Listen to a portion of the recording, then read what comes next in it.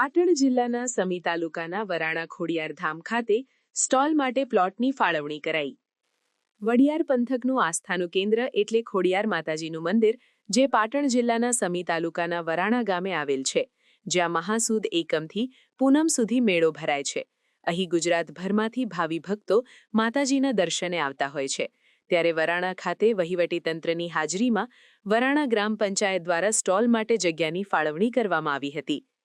વરાણા ગ્રામ પંચાયત દ્વારા મેળામાં આવનાર યાત્રિકો માટે પાણી પીવા માટે સ્ટેન્ડ, વાહન પાર્કિંગ વ્યવસ્થા, કચરાની સાફ સફાઈ માટે મજૂર અને ટ્રોલીની વ્યવસ્થા પણ કરવામાં આવશે। વરાણા ગ્રામ પંચાયતના તલાટી કમ મંત્રી સંદીપ જે ઠક્કરના જણાવ્યા અનુસાર મેળામાં આવનાર ધંધાર્થીઓ માટે અંદાજિત 125 જેટલા પ્લોટની ફાળવણી કરવામાં આવી, જેની અંદાજિત આવક 5 થી 6 લાખની થશે। આ હરાજી દરમિયાન વરાણા ગ્રામ પંચાયત સરપંચ તેમજ કારોબારી સભ્યો અને ધંધા માટે ઈચ્છુક ધંધાર્થીઓ હાજર રહ્યા હતા।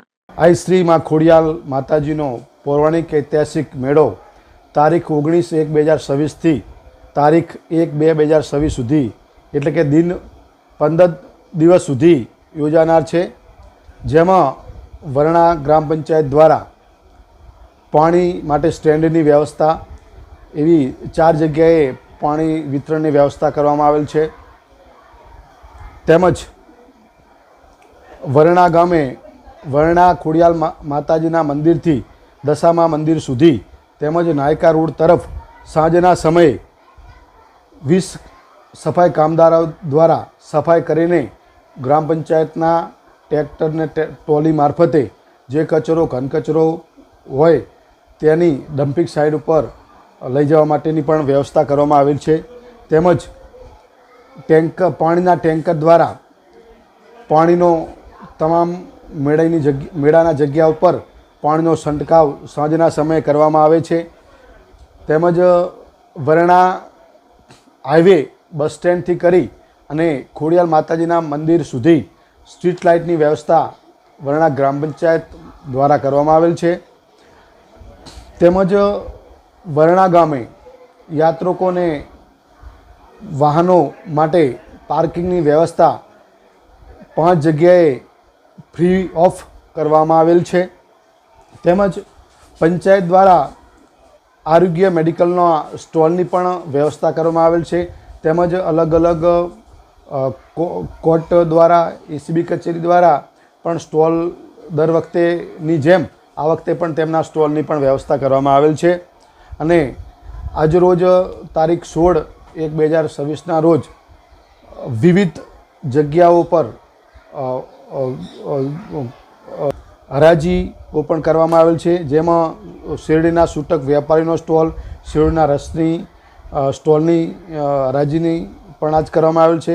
તેમજ રમકડાની દુકાન હોય, ફરસાણ, મીઠાઈ તેમજ વિવિધ જગ્યા પર આજરોજ પ્લોટોની હરાજી કરવામાં આવેલ છે।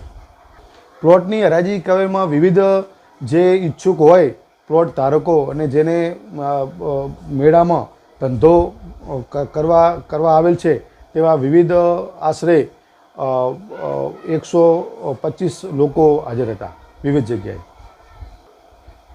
અંદાજિત 5 થી 6 લાખ જેટલો મેળામાં હરાજીની આવક થાય છે। મારું નામ સંદીપ જે ઠક્કર, તલાટી કમ મંત્રી વરાણા, તાલુકો સમી, જિલ્લો પાટણ।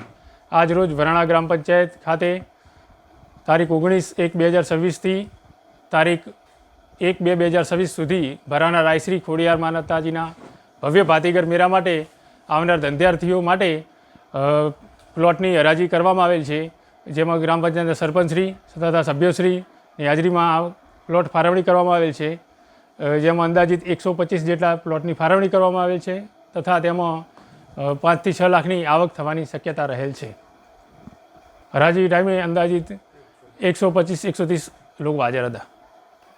પહેલાં બોલ્યો ને જેમાં આ હરાજીમાં ગ્રામ પંચાયતના સરપંચશ્રી તથા સદસ્યશ્રીઓ હાજર રહેલ હતા।